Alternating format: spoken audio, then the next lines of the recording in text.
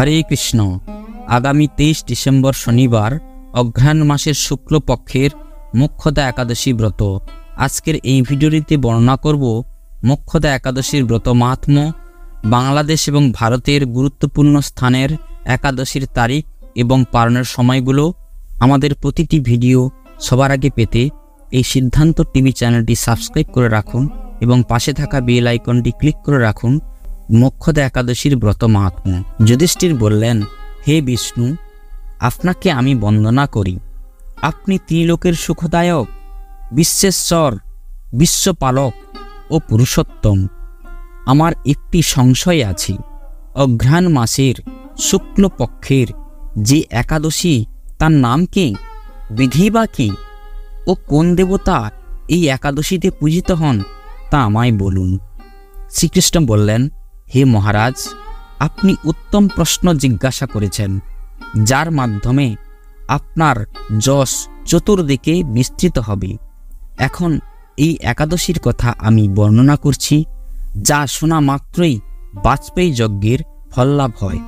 অঘ্রাণ মাসের শুক্লপক্ষের এই একাদশী মোক্ষদা নামে পরিচিত। সর্বপাপ নাশিনী ও ব্রত মধ্যে সর্বশ্রেষ্ঠা এই একাদশীর দেবতা শ্রী দামোদর। তুলসী মঞ্জুরি, ধূপ, দীপ ইত্যাদি উপাচারে শাস্ত্রবিধি অনুসারে শ্রী দামোদরের পূজা করতে হবে। পূর্ব বর্ণিত বিধি অনুসারে দশমী ও একাদশী পালন করতে হবে। এই উপবাস দিনে স্তুতি, নৃত্য, গীত আদি সহ রাত্রি জাগরণ করা কর্তব্য। হে মহারাজ, প্রসঙ্গক্রমে একটি অলৌকিক কাহিনী আমি বলছি। মনোযোগ দিয়ে এই ইতিহাস শ্রবণ করা মাত্রই সর্বপাপ ক্ষয় হয়। যে পিতৃপুরুষেরা নিজ নিজ পাপে অধোজনী প্রাপ্ত হয়েছে, এই ব্রত পালনের পুণ্য ফল বিন্দুমাত্র তাদেরকে দান করলে তারাও মুক্তি লাভের যোগ্য হন। কোনো এক সময় মনোরম চম্পক নগরে বৈখানস নামে এক রাজা ছিলেন। তিনি ছিলেন সমস্ত বৈষ্ণব সদ্গুণে বিভূষিত। প্রজাদের তিনি পুত্রের মতো পালন করতেন। তার রাজ্যে বহু বেদজ্ঞ ব্রাহ্মণ বাস করতেন। রাজ্যের সকলেই ছিল বেশ সমৃদ্ধশালী। একবার রাজা স্বপ্নে দেখলেন যে তার পিতা নরকে পতিত হয়েছে। তা দেখে তিনি অত্যন্ত বিস্মিত হলেন। পরদিন ব্রাহ্মণদের ডেকে বলতে লাগলেন, হে ব্রাহ্মণগণ, গত রাত্রিতে স্বপ্নে নরক যন্ত্রণায় পিতাকে কষ্ট পেতে দেখে আমার হৃদয় বিদীর্ণ হয়েছে। তিনি আমাকে লক্ষ্য করে বলতে লাগলেন, হে পুত্র, তুমি আমাকে নরক সমুদ্র থেকে উদ্ধার করো। তার এই অবস্থা দেখে আমার অন্তরে সুখ নেই। আমার এই বিশাল রাজ্য, স্ত্রী, পুত্র কিছুতেই আমি শান্তি পাচ্ছি না। কি করি, কোথায় যাই, কিছুই বুঝে উঠতে পারছি না। আমার পূর্বপুরুষেরা মুক্তিলাভ করতে পারেন এমন কোনো পুণ্যব্রত, তপস্যা ও যজ্ঞের কথা আমাকে উপদেশ করুন। আমি তা অনুষ্ঠান করব। আমার মতো পুত্র বর্তমান থাকা সত্ত্বেও যদি পিতা, মাতা, পূর্বপুরুষেরা যদি নরক যন্ত্রণা ভোগ করতে থাকেন, তবে সে পুত্রের কি প্রয়োজন? ব্রাহ্মণগণ বললেন, হে মহারাজ, আপনার রাজ্যের কাছেই মহর্ষি পর্বতমুনির আশ্রম রয়েছে। তিনি ত্রিকালজ্ঞ। তার কাছে আপনার মুক্তির উপায় জানতে পারেন। ব্রাহ্মণদের উপদেশ শ্রবণ করে মহাত্মা বৈখানস তাদের সঙ্গে নিয়ে সেই পর্বতমুনির আশ্রমে গমন করলেন। তারা দূর থেকে ঋষিবরকে ষষ্ঠাঙ্গ প্রণাম করে তার কাছে গেলেন। মণিবর রাজার কুশল বার্তা জিজ্ঞেস করলেন।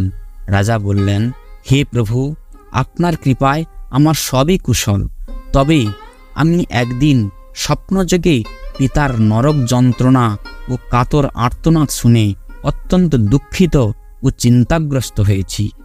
হে ঋষিবর, কোন পুণ্যের ফলে তিনি এই দুর্দশা থেকে মুক্তি পাবেন, তার উপায় জানতেই আপনার শরণাগত হয়েছি। রাজার কথা শুনে পর্বতমুনি কিছুক্ষণ ধ্যানস্থ হয়ে বললেন, হে মহারাজ, পূর্বজন্মে তোমার পিতা অত্যন্ত কামাচারী হয় তার একমাত্র অধোগতি হয়েছি। এখন এই পাপ থেকে মুক্তির উপায় বর্ণনা করছি। অঘ্রাণ মাসের শুক্লপক্ষের মোক্ষদা একাদশী পালন করে সেই পুণ্যফল পিতাকে প্রদান করো। সেই পুণ্য প্রভাবে তোমার পিতার মুক্তি লাভ হবে। মনির কথা শোনার পর রাজা নিজ গৃহে ফিরে এলেন। সেই পবিত্র তিথির আবির্ভাবে তিনি স্ত্রী পুত্র আদি সহ যথাবিধ মোক্ষদা একাদশী ব্রত পালন করলেন। ব্রতের পুণ্যফল পিতার উদ্দেশ্যে প্রদান করলেন। ওই পুণ্যফল দানের সঙ্গে সঙ্গে আকাশ থেকে পুষ্পবৃষ্টি হতে লাগলো। হে পুত্র, তোমার মঙ্গল হোক। এই বলতে বলতে বৈখানস রাজার পিতা নরক থেকে মুক্ত হয়ে স্বর্গে গমন করলেন। হে মহারাজ যুধিষ্ঠির, যে ব্যক্তি এই মঙ্গলদায়িনী মোক্ষদা একাদশী ব্রত পালন করে তার সমস্ত পাপ বিনষ্ট হয় এবং মৃত্যুর পর মুক্তি লাভ করে। এই ব্রতের পূর্ণ সংখ্যা আমিও জানি না। চিন্তামণির মতো এই ব্রতটি আমার অত্যন্ত প্রিয়। এই ব্রত কথা যিনি পাঠ করেন এবং যিনি শ্রবণ করেন উভয়ই বাজপেয়ী যজ্ঞের ফল প্রাপ্ত হন। এখন একাদশীর পালনের সময় প্রদান করছি, আপনারা মনোযোগ সহকারে শ্রবণ করুন। বাংলাদেশ ঢাকা 6:37 থেকে 6:56, মায়াপুর 6:14 থেকে 6:26, ইম্ফল 5:55 থেকে 5:57, গৌহাটি আসাম 6:07 থেকে 6:26, কলকাতা 6:13 থেকে 6:26, ভুবনেশ্বর উড়িষ্যা 6:18 থেকে 6:26, পাটনা 6:32 থেকে 10:03, কাঠমান্ডু 6:51 থেকে 10:19, চেন্নাই তামিলনাড়ু 6:27 থেকে 10:14, নাগপুর 6:47 থেকে 10:24, বৃন্দাবন 7:06 থেকে 10:34, দিল্লি 7:10 থেকে 10:37, হায়দ্রাবাদ তেলেঙ্গানা 6:42 থেকে 10:24, ত্রিবান্দম 6:32 থেকে 10:25, কলম্বো 6:18 থেকে 6:26, ব্যাঙ্গালোর কর্ণাটক 6:37 থেকে 10:25, মুম্বাই মহারাষ্ট্র 7:08 থেকে 10:48, আহমেদাবাদ 7:17 থেকে 10:51।